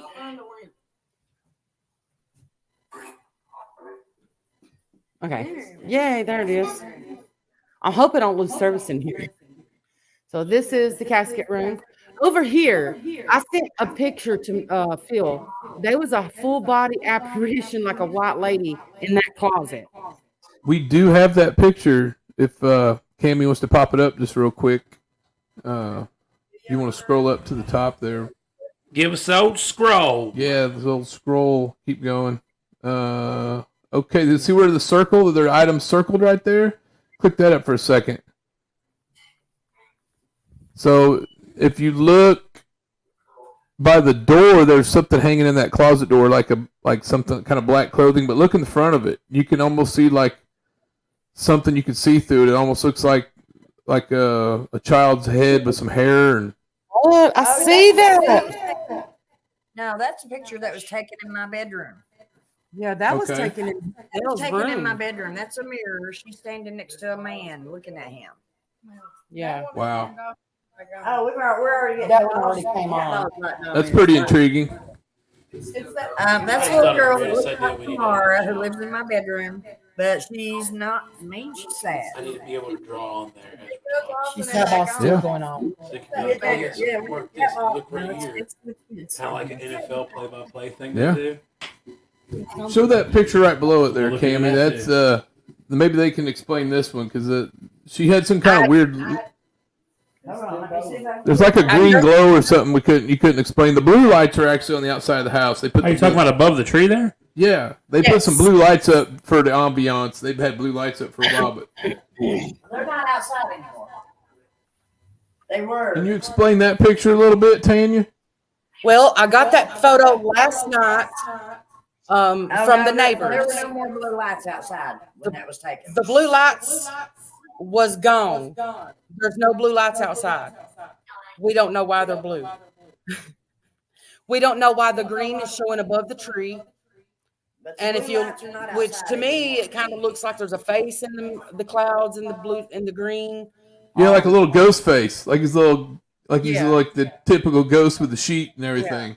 Yeah. But to the right of that, it looks like a face. I sent you a picture of Casper in the backyard, Phil. Did you go through all the photos I sent you? Yeah, the ones I had time to put up are we have on here, and then if there's other stuff you want to send, we can always post it on our page. But no, there was a lady. I sent you a picture of a lady sitting in the floor here by the crib, like right here. And I sent you that picture, and they was taking a picture of the cat ball lighting up. Ah. And above her head, in this closet over here, you know, there was a complete white figure. Complete. She was sitting in the floor down there, right where Mel is. The house does seem. You guys are picking up all kind of activity there, for sure. That last picture, the one before the blue light, there was pretty compelling. You can kind of see something there in front of the mirror and everything. Like it was transparent. Didn't look like a lens flare or anything. It looked like a hair to me, like somebody's head that you can see through. Like long black hair coming down right there. Yeah. Yeah. See, the blue lights were inside the house. Ah. Shoot these meters up. I think there's a song about that. Confederate Railroad or one of those guys sings it. The house of blue lights. That could be the Chestnuts theme song. There's a blue light house. Yeah, the blue bulbs are gone. I don't know what that was. But like something was rolling. Like a rock or a bowling ball. Oh, necrophonics is still on. I heard Theo. I heard Theo. There were two Theos What's here. that? I heard that too. Somebody walking. Who's there? Oh, it's Kevin. Okay. Oh, crap. I knew I heard somebody walking. Somebody actually out there. Yeah, the owner. We thought we saw something moving, but it was probably a mirror. When you just shined the camera outside there to that other room, we saw something moving around. We think it might have been a mirror, somebody walking by a mirror. Yeah, right there. Is that a mirror? It is. Okay. Yeah, there was something went by it twice, but we don't know if it was you or. No, it didn't capture anybody. Oh, there's always something going by the mirrors. Now you would have to be back in I cover up most that of the hallway. He's like so nonchalant. Yeah, I live in this haunted place and just weird shit just happens all the time. Like no big deal. I get along with them a little better. I tell my kids the real monsters look like me and you. These are just some. So do the kids stay there with you sometimes, or you just pretty much stay there by yourself, or? I stay here by myself. My kid that lives in Lexington, going to school at UK. Nice. Coming in, and they're probably going to spend the night down here with me. Yeah, you hear that? Oh, I hope they do. You better be nice when they get here. So I know Tanya has kids and grandkids. So do you? Any of your kids or grandkids interested in the paranormal, or have they had any experiences there in the house or with you guys, or? Actually, my children have not been down here except for my son Kevin. He doesn't believe in that, but I have brought my grandbabies down with two of my grandsons. They're 7 and 8. I watched that little fella come down those stairs, and he says, "Nope." So he was up there, and the closet door opened on its own. He ran down these stairs right here. He ran completely from the top, and I think he skipped about 4 stairs when he came down. He was like 7 years old. So they do believe in that. My grandbabies do. But it's by their own choice. Their mama is she's a Christian person, so she don't think it's right for me to be doing all this, but she understands why I do it. But she wants her kids to believe what they want to believe, so she doesn't really push things on them. Yeah, I have some folks I work with. They're fairly religious, and they're like, everything's a demon. Be careful, everything's a demon. I'm like, look, if you had something going on in your house, making noises and moving stuff, and you're seeing stuff and scaring you, who are you going to call? You got to have somebody you can call to come help you. You know, if your preacher man ain't coming out or the priest ain't coming out, that's when you call a paranormal team to come in and find out, you know, what's really going on. Is it my furnace? Is there something else going on? Or, you know, that kind of thing. Yeah. So that's why we do it too. We're interested in this too. We want to know what happens because everybody's looking for answers. And then I know some people that's been doing this a long time and they just kind of got out of it because they're like, I got all the answers I wanted to know and taking a break. Yeah. More questions I have. Yeah. Yeah. This is the owner, Kevin Cleary. You can come up here and stand, Kevin. That way we can see you. Yep. So This is the owner of the Chestnut. he has. Whoa, hello. Hey, Kevin, how you doing? Doing good. How about you? Not bad. You got Vinny and Phil Billy here. We're doing our Supernatural Sunday podcast, and we talking to Melena and Tanya and trying to figure out what's going on there with the Chestnut House, and looks like they're doing some good things there, trying to restore the home and following the whole paranormal, and looks like some good things going on there with the house. This beautiful piece of history. I don't see the spirits. They see them all the time, but I don't see the spirits. Everybody else sees them, but I don't see them. Like I said, it's all about saving the house, and anything that helps save the house, that's all that matters. It's been here a long time, and it's going to be here a lot longer. Yeah, absolutely. Don't feel bad, Kevin. Me and Vinny don't see them either. Never get to. Bums me out. We're going to keep looking for them, though. And he has jacked it up and he's braced it. He's put the floor down in here in the hallway. Him and this little fella here and this lady, they have worked their tails off up under here. Mel, I've seen her up under there. Me, I'm afraid of spiders. I'm not doing it. There wasn't too many spiders under there, to be honest. Yeah, I would have seen one been gone. I can handle a goat, but can't handle a spider. How does that work? So did you go up in the attic? Did you take them up in the attic where you're scared of shit? Yeah. Tanya doesn't like the third floor. Tanya doesn't like the third floor. The third floor usually gets you good. So she doesn't like going up on the third floor by herself. I'd definitely like to go up. Yeah, I think Vinny wants to come over and sleep up there. He wants to see if anything will come and try to tickle him while he's sleeping up there. We got mattress up there. That was where Dr. Morgan's son had to live. Yeah, he had to live up there. Did you go that way? Probably. I just lost it.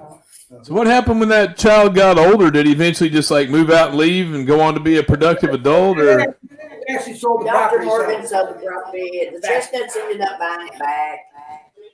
Eventually, lived there for generations longer. And you had the Meltons, the Murphys that lived here. Lots of families called this place home. And Melena sees all kinds of stuff. They talk to her pretty good. Usually. Yeah, we've got a gentleman on our team. He can hear things talking to him too. It doesn't come up on any recorders, none of our equipment, but he can hear stuff talking to him, and he'll get names. And then we find out later that the name was somebody's husband or father or brother, we don't understand it, but we just roll with it. Well, she's here all the time now, so they commune with her quite a bit. She says they follow her around now too, so I don't know. So if she goes over to her other house, they follow her over there. What did you tell them about the bodies? Tell them about the bodies in the backyard? No, I'm pretty sure I found some bodies in the yard buried. We think we found some unmarked graves. We do. Yeah. That was in the backyard. Some of the doctor's patients, some of them were slaves. So what do you do when you find something like that? You call the coroner out and see if they want to do some archaeological dig, or? Got no proof. She just the spirits. I would like to get ground penetrating radar out here, not dig up the whole yard. You know. There's some different teams will come out with that have those. I know Expedition X has one. There's companies. I don't know if they would do it like pro bono and come out for free, but I mean, I got a metal detector and a tile probe, but if you're looking for bones and stuff, it's not going to pick it up. For the use of the for the detector and the. She thinks the doctor might have killed some people and cut off He somebody's did. leg and all kinds of The stuff. spirit told me that the doctor cut his foot off. And he was behind the tree off the porch, and I found it. So she's put some stones out there so they're at least marked. Could just be really old family plots that just need some more dirt put on, because you can't never fill in a hole. No, in Estes method, the spirit told me that the doctor cut his foot off and he was behind the tree off the porch. We got no proof. So we need ground penetrating radar to prove or disprove either one. So I need ground penetrating radar. There are bodies everywhere. Maybe one of these days we'll figure out what's going on with it. But Some of them are the doctor's patients, and some of them are slaves. 1840 for Kentucky is pretty old. That is. Yeah, for sure. Anywhere else in the, out in the East Coast, you know what I mean? 1700s. Yeah, they weren't even settled out west yet. But 1800s here. 200th anniversary is coming in 15 years. We're going to have a hell of a party. So that's the where you guys are at right now is the coffin room, where they used to have actual viewings. If the gentleman that owned the house built a coffin for you, he would part of the package. He'd do a funeral package, and you could have the viewing in that room. They're kind of like a parlor room for the, and then he made the casket for you. He'd let you have your funeral there, and then you would go on off to the cemetery or whatever from there. Kind of like a redneck funeral home, kind of, so to speak. It wasn't actually a actual funeral home, but next best thing in that part of the country. Yeah, yeah. Well, there were funeral homes in Manchester to what? 1938. 1938. Before that, all that. This time, most people had a one-room cabin with a dirt floor. So this 4-room house was a nice place to have a layout. So where I come from, they would call that a visitation or a viewing, but down around our part of the country in Kentucky, they call it a layout because they're laying them out there for you to see them. We would keep them at home and stay up and celebrate them and drink and I think the eat deal, all night. they were required to get the gentleman drunk. It was part of the deal. If you read Gary Burns' thing on the viewings, they were required to get the gentleman drunk. That's what they used to do, celebrate them. Sounds like a celebration of life party. Way to get out of there. Yeah. Well, guys, unfortunately, we do got to cut it off now. We are running about out of time. We've been going for 2 hours. So, hopefully, I definitely, if we can, we want to set something up, maybe try to get out there mid-November. If that's an option, we'd love to do that. And definitely do an all-nighter there, get some stuff, and just have a good time. And, of course, with me, it'd be good to meet all you guys. I definitely want to do that. And see everybody kind of on a more than just kind of conversations kind of deal. That'd be nice. I think the beginning of November and mid of November is open on the weekends. If you get up with Phil Billy, I'll give you my phone number.